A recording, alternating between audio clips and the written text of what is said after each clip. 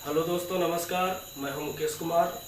आपका स्वागत है अपने YouTube चैनल एमएस क्लासेस में। जी हाँ दोस्तों, आज हम आपके सामने कक्षा 10 के फिजिक्स का दूसरा चैप्टर लेकर आए हैं और उस दूसरे चैप्टर का नाम है गोलीय पृष्ठों पर प्रकाश का परावर्तन। जी हाँ दोस्तों, पढ़ाने से पहले कुछ बताना चाहूँगा आपको कि अब देर ना कीजिए। क्यों? क्योंकि बोर्ड एग्ज़ाम जो है आपका ज़्यादा से ज़्यादा 4-4.5 महीने बाद होनी है। आपके पास टोटल 4 महीने का समय बच रहा है। इसलिए मेरा यही कहना है कि आप लोग अब देर ना कीजिए, अब जुट जाइए अपने काम में, बिल्कुल भी समय मत गवाइए। आगे आप लोग खुद समझदार हैं, इस पर हम और क्या बताएं आपको। अपना दिन घंटा जोड़ घटा सकते हैं। 4 महीने का समय है, 6 सब्जेक्ट तैयार करना है। एक सब्जेक्ट पर 20-22 दिन पढ़ रहा है। आप इतना समझदार तो है ही हैं कि एक सब्जेक्ट आप 20-25 दिन में तैयार कर लेंगे या नहीं। आप इसका आंकड़ा स्वयं निकाल कर आप विचार कर सकते हैं। विचार कर लीजिए कि हमें काम करना चाहिए या नहीं, उसी हिसाब से आप अपने काम को आगे बढ़ाइए। तो समय कम है, अब देर ना कीजिए।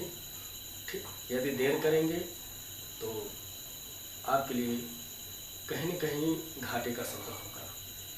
तो चलिए अब सीधा अपने मुद्दे पर आते हैं। तो दोस्तों, आज हम फिजिक्स का दूसरा चैप्टर लेके आए हैं और इस दूसरे चैप्टर का, जैसा कि आप नाम देख रहे हैं, गोलीय पृष्ठों पर प्रकाश का परावर्तन। इस चैप्टर में जो पहली हेडिंग हमें पढ़नी है वो पढ़नी है गोलीय दर्पण। अरे भाई, गोलीय पृष्ठों पर प्रकाश का परावर्तन जो हो रहा है वो तो बात अलग है, लेकिन गोलीय पृष्ठ होता क्या है और गोलीय पृष्ठ कहाँ से मिलता है? हमें गोलीय दर्पण से मिलता है। तो सबसे पहले हमें गोलीय दर्पण जानना है। तो सबसे पहले हम क्या पढ़ेंगे? गोलीय दर्पण।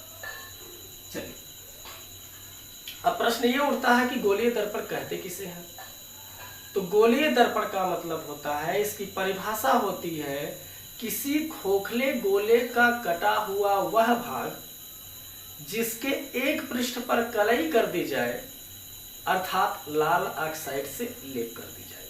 तो फिर से आते हैं, किसी खोखले गोले का कटा हुआ वह भाग जिसके एक पृष्ठ पर कलई कर दी जाए या लाल ऑक्साइड से लेप कर दी जाए तो दूसरा पृष्ठ परावर्तक पृष्ठ हो जाता है। यही निकाय क्या कहलाता है? गोलीय दर्पण कहलाता है। चलिए चित्र के माध्यम से समझते हैं। कुछ बच्चे कहते हैं सर परिभाषा लिख दिया कीजिए। तो बच्चों, मैं आपको बताना चाहता हूँ, आप केवल हमारी बातों को ध्यान से सुनिए और दिमाग लगा के समझिए। आपको लिखने की जरूरत नहीं पड़ेगी। यदि आप लिखना चाहते हैं तो आप हमारी आवाज़ सुनकर पेन और कॉपी लेकर बैठे रहिए, आप नोट कर सकते हैं। आपको नोट भी नहीं करना होगा यार, आप केवल ध्यान से सुनिए और समझिए, आपको अभी तुरंत याद हो जाएगा। ठीक, हम बहुत बड़ा वीडियो नहीं बना रहे हैं, हम ज़्यादा से ज़्यादा 10 से 15 मिनट या 20 मिनट का बनाएंगे। 1 से 2 से 3 हेडिंग पढ़ाएंगे, इससे ज़्यादा नहीं पढ़ाएंगे। मेरा ये उद्देश्य है कि मैं आपको जो पढ़ाऊँ वो आपको याद हो जाए, बस इसी उद्देश्य से हम पढ़ा रहे हैं। आपको हम नोट करा के आपकी कॉपी भरवाना नहीं चाहते। हम सोच रहे हैं एक ही हेडिंग पढ़ाऊँ, परंतु वो आपको याद हो जाए। अगर एक दिन में एक ही हेडिंग हमारा याद कर लिए तो 4 महीने में 120 दिन होता है, 120 हेडिंग आपको याद हो जाएगी। अगर मैं एक हेडिंग पढ़ा दिया और आप एक हेडिंग अगर एक दिन में याद कर लिए तो 4 महीने में 120 हेडिंग याद हो जाएगा और 120 हेडिंग का मतलब 70% कोर्स आपका याद हो जाएगा। तो इसी उद्देश्य के साथ हम 1 हेडिंग 2 हेडिंग से ज़्यादा नहीं पढ़ाते। चलिए आगे बढ़ते हैं। गोलीय दर्पण की परिभाषा तो आपने सीख लिया, क्या चित्र के माध्यम से सीखते हैं। हमने क्या कहा अभी? किसी खोखले गोले का, मान लेते हैं ये कोई खोखला गोला है, ठीक, किसी खोखले गोले का कटा हुआ वह भाग। अब इसी खोखले गोले का कोई कटा हुआ भाग ले लीजिए। चलिए, कटा हुआ भाग हम यहाँ से यहाँ तक ले लेते हैं, समझ गए? किसी खोखले गोले का कटा हुआ वह भाग जिसके एक पृष्ठ पर कलई कर दी जाए। दोस्तों, अगर कोई चीज इस प्रकार से है या इस प्रकार से है तो इसके 2 पृष्ठ होते हैं।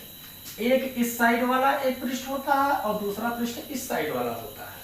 तो वही चर्चा हो रही है, किसी खोखले गोले के कटे हुए वह भाग जिसके एक पृष्ठ पर कलई कर दी जाए। तो ये जो पृष्ठ है ये कलई वाला पृष्ठ है। कलई वाला क्या है? पृष्ठ। किसी खोखले गोले का कटा हुआ वह भाग जिसके एक पृष्ठ पर कलाई कर दी जाए तो दूसरा पृष्ठ परावर्तक पृष्ठ बन जाता है। इसी निकाय को क्या कहते हैं? गोलीय दर्पण कहते हैं। यही क्या कहलाता है? गोलीय दर्पण कहलाता है।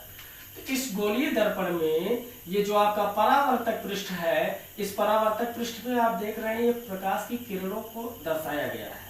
तो ये आती हुई प्रकाश की किरण जो कहलाती है वो आपतित किरण होती है। क्या होती है? आपतित किरण। और ये जाती हुई प्रकाश की किरण क्या कहलाती है? परावर्तित किरण। बात समझ गए आप? नहीं तो फिर से देखिए, हमने क्या कहा? गोलीय दर्पण का मतलब किसी खोखले गोले का कटा हुआ वह भाग जिसके एक पृष्ठ पर लाल ऑक्साइड से लेप कर दिया जाए या कलाई कर दिया जाए तो दूसरा पृष्ठ परावर्तक पृष्ठ बन जाता है। यही गोलीय दर्पण कहलाता है। ठीक। अब इस गोलीय दर्पण में जो ये परावर्तक पृष्ठ है, परावर्तक पृष्ठ का मतलब ये होता है दोस्तों कि अगर दर्पण पर कोई प्रकाश जा रहा है तो टकराकर वापस चला आना परावर्तक कहलाता है। क्या कहलाता है? परावर्तन कहलाता है।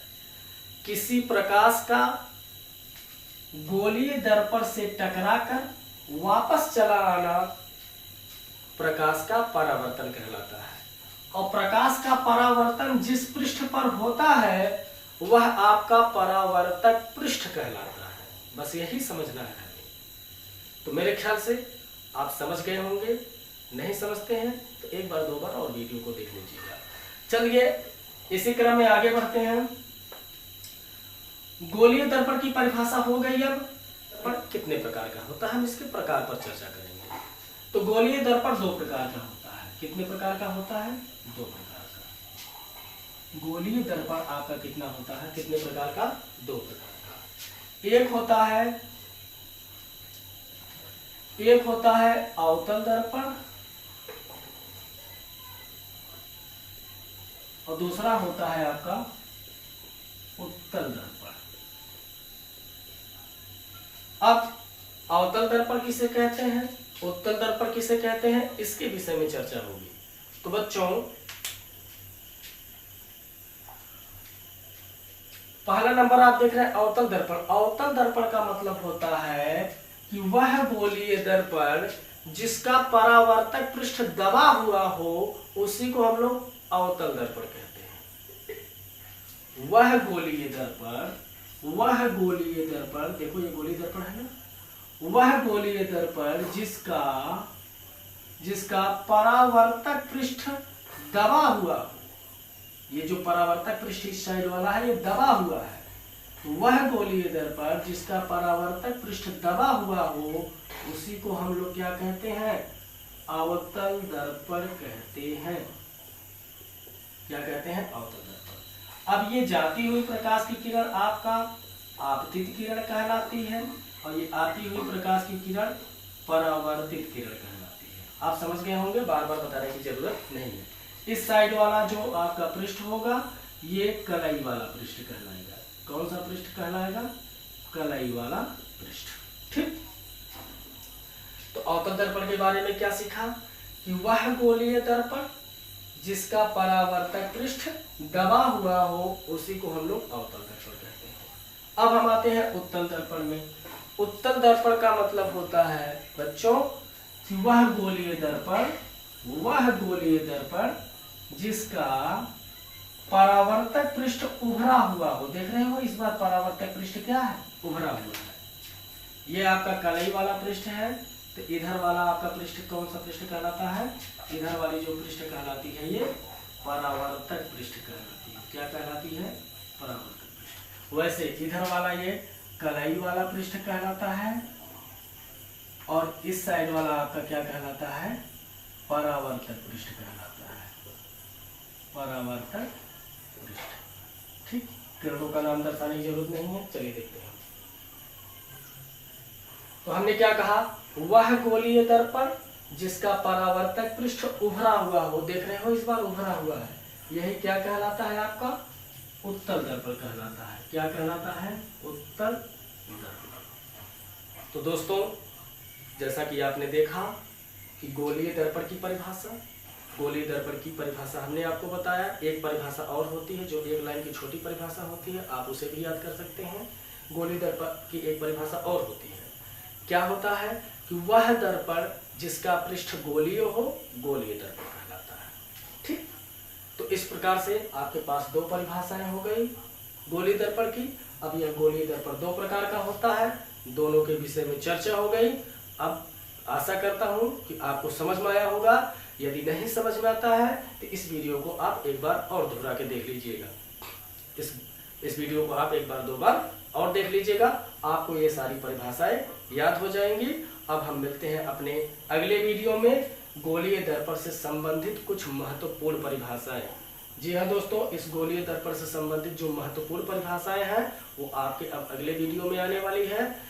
अब इसी के साथ यदि आप हमारे चैनल पर नए हैं तो चैनल को लाइक, सब्सक्राइब और शेयर करना ना भूलिए। और साथ ही साथ ये टॉपिक कैसा था, हेडिंग आपको समझ में आई या नहीं आई, ठीक, इसके विषय में आप कमेंट जरूर कीजिएगा। इसी के साथ धन्यवाद।